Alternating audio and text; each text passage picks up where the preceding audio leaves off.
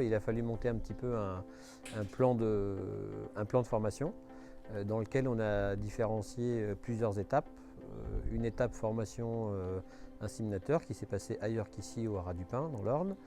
Et à la maison, on a découpé ça en 3 parties. Une assez courte qui était la préparation des yearlings pour les ventes. Une sur l'organisation des vidéos pour commercialiser les chevaux. Et celle qui nous a demandé le plus de temps et qui est rentrée dans l'ordre de la fesse, c'était la partie débourrer un cheval.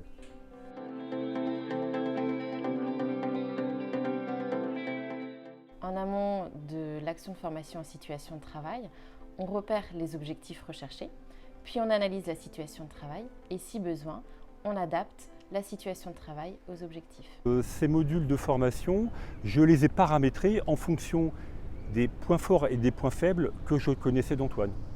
Notamment, un exemple, au niveau de la maîtrise de la suite bureautique, Antoine connaissait un peu le logiciel Excel et très concrètement, le niveau qu'il avait n'était pas suffisant par rapport aux besoins de l'entreprise. Il a fallu déterminer un petit peu les compétences que M. Lalande ou Erwan devaient acquérir.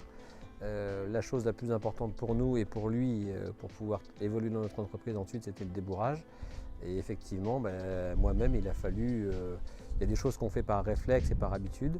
Et là, il a fallu remettre des mots sur chaque geste. Et c'est ce que l'on a fait avec Erwan, de façon à bien lui transmettre le savoir-faire pour débourrer un cheval.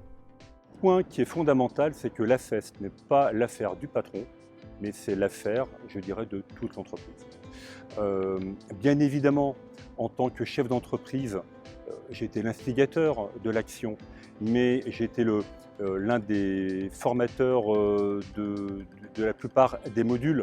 Mais le module établir les devis, par exemple, qui est un module qui représentait 2/3 du volume de la FEST, a été réalisé par Cédric, le conducteur de travaux principal.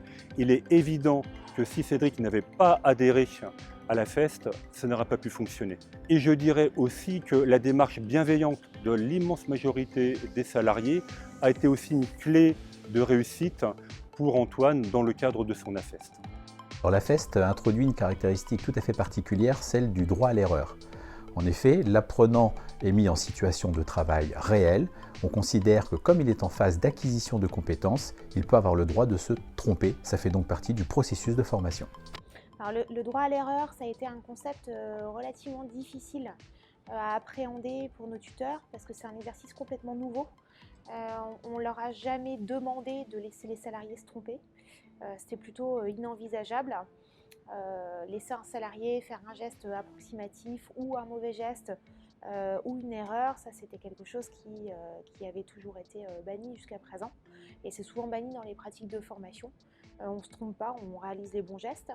Là, ça fait partie intégrante de la FEST, c'est-à-dire qu'on a le droit de se tromper et surtout on a le droit d'apprendre de ses erreurs. La seule chose, c'est de bien pouvoir expliquer quelles sont les erreurs